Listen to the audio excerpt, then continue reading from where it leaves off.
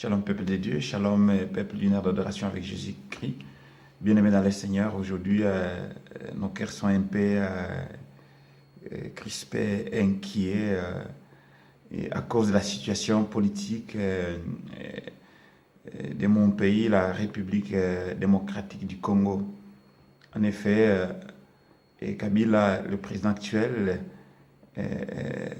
devrait jeter l'éponge le 19 décembre de cette année parce qu'il a épuisé ses mandats, mais chose qui n'est pas faite, les élections n'ayant pas été organisées. Il y a une période d'incertitude politique qui se déroule actuellement en République démocratique du Congo. C'est pourquoi aujourd'hui, une ère d'adoration avec Jésus veut compatir avec ses frères qui sont sur place en République démocratique du Congo. Les conditions de vie sont extrêmement difficiles. La situation sécuritaire est tellement très dangereuse. Il n'y a rien absolument qui se passe. Les transports en commun sont perturbés. Il y a une présence policière dans tous les coins chauds de la capitale Kinshasa. Cela, bien-aimé dans le Seigneur, ne peut que nous inquiéter. C'est pourquoi nous faisons cette vidéo pour encourager nos frères, pour fortifier nos frères qui sont sur place au Congo, qui sont dans les grandes villes de la République démocratique du Congo. Je pense aux frères et sœurs qui sont à Matadi, dans le Congo central, ou Bas-Congo. Je pense aux frères et sœurs qui sont dans l'Équateur, en Bandaka. Je pense aux frères et sœurs qui sont à Kisangani, dans la province orientale. Je pense aux frères et sœurs qui sont à Bandundu, à Kikwit, Bandunduville. Je pense aux frères et sœurs qui sont dans la province du Kasaï occidental. Je vois les bien-aimés qui sont à Kananga, à Chikapa. Je vois également ceux qui sont au Kasaï oriental, à Mbujimaï, Kabinda, Mweneditu. Je vois les bien-aimés qui sont à Lubumbashi, Kolwezi, Likasi, qui sont plutôt dans la province du Katanga, Kolwezi, Likasi, Lubumbashi, Kasumbalesa. Je vois les bien-aimés qui sont dans la province du Sud Kivu.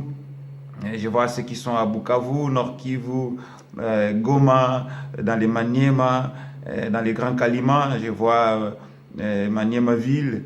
Je prie, bien-aimé dans le Seigneur, que le roi des cieux soutienne la République démocratique du Congo. Bien-aimé dans le Seigneur, que notre Dieu vous soit toujours favorable, que sa main soit sur le Congo, parce qu'il y a un sang humain, un sang d'un homme. Il y a plus de 2000 ans à la croix de Golgotha, il a versé son sang pour qu'il n'y ait plus de sacrifices. Et 1 Corinthiens au chapitre 10, verset 20 dit, il n'y aura donc maintenant plus de sacrifices. Tout ce qui est sacrifié est sacrifié pour les démons.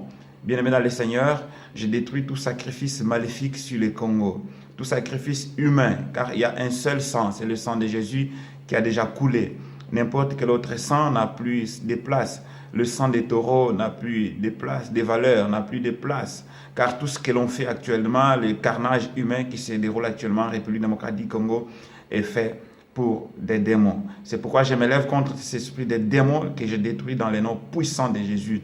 Comme Christ détruira l'antichrist par la laine de sa bouche, moi c'est par la parole que je viens pour annuler tout complot sur la RDC. C'est par la parole que je viens détruire toute parole maléfique sur la RDC. Tout bain de sang, je les détruis dans le nom puissant de Jésus. Et j'invoque le sang de Jésus sur le Congo. J'invoque le sang de la grâce sur le Congo. Que le sang de Jésus couvre tout le Congo. Ce sang qui a coulé à Golgotha, il a aussi coulé pour le Congo. La parole nous dit qu'il n'y a maintenant, en ce moment-ci, plus de sacrifices que nous pouvons offrir à qui que ce soit ou à quoi que ce soit. Car Jésus-Christ, le sacrifice par excellence, s'est livré à la croix de Golgotha.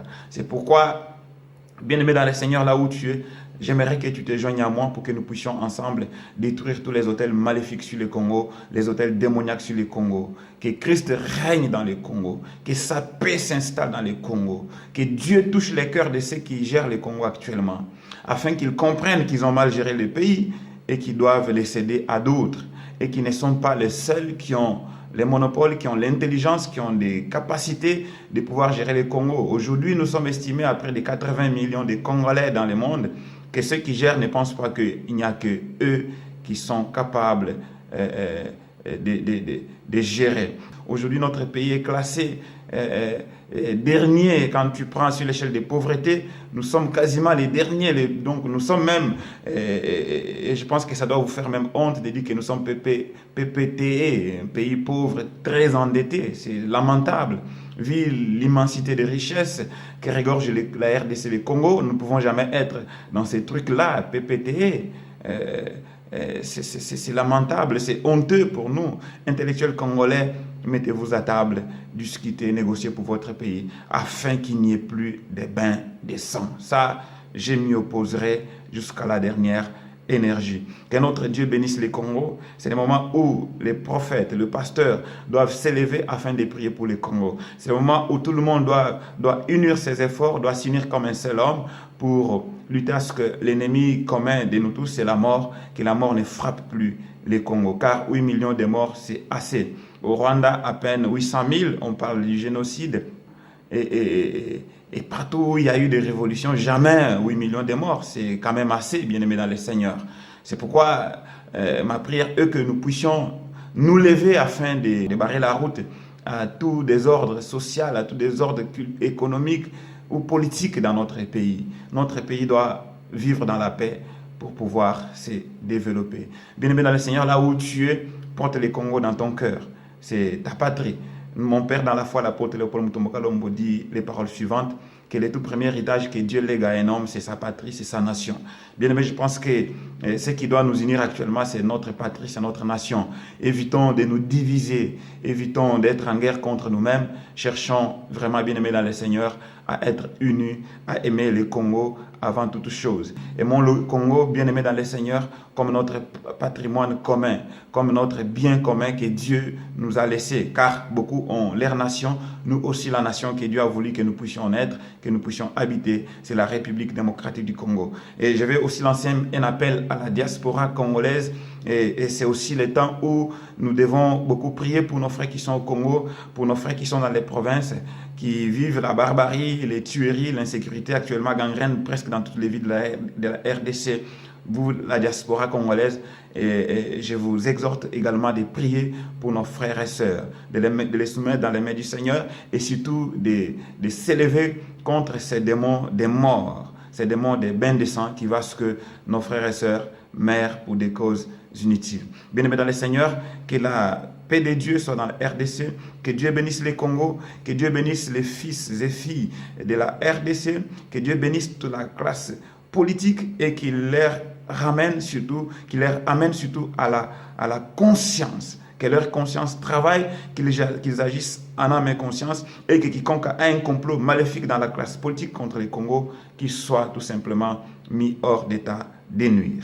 Bien-aimés dans le Seigneur, que vive le Congo, que vive la RDC, que Jésus triomphe, que Jésus soit le roi de la RDC. Et je vous retrouve dans une prochaine vidéo. Soyez tous bénis dans le Seigneur Jésus-Christ.